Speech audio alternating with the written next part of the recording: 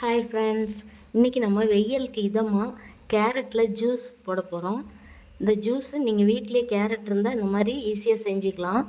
இதுக்கு நான் 2 carrot 200 gram அளவுக்கு எடுத்திருக்கேன். இது 2 பேருக்கு ஆகிற மாதிரி ஜூஸ் போட போகிறேன். இந்த கேரட்டோட மேல் தோல்லாம் சீவி எடுத்துகிட்டு கழுவிட்டு இந்த மாதிரி ரவுண்டாக சன்னமாக கட் பண்ணி எடுத்திருக்கேன். இப்போ இது ஒரு மிக்ஸி ஜாரில் சேர்த்துக்கலாம். மிக்ஸி ஜாரில் நான் கொஞ்சம் ஐஸ் வாட்டர் சேர்த்துருக்கேன். அதோடு அந்த கேரட்டெல்லாம் சேர்த்துக்கிட்டு நான் 4 ஸ்பூன் சர்க்கரை எடுத்துக்கிறேன்.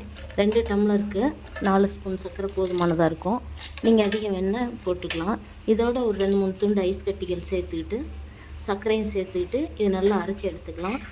இதை அரைச்சிட்டு அப்புறமா தண்ணி சேர்த்து அரைச்சிக்கலாம்.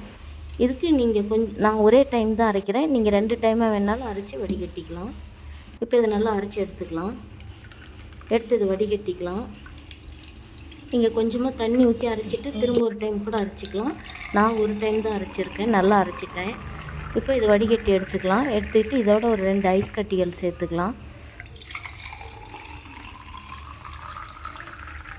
200 கிராம் கேரட்டில் 2 டம்ளர் ஜூஸ் வந்திருக்கு. இதே போலவே நீங்களும் வீட்டில் கேரட் இருந்தால் செஞ்சு பாருங்கள்.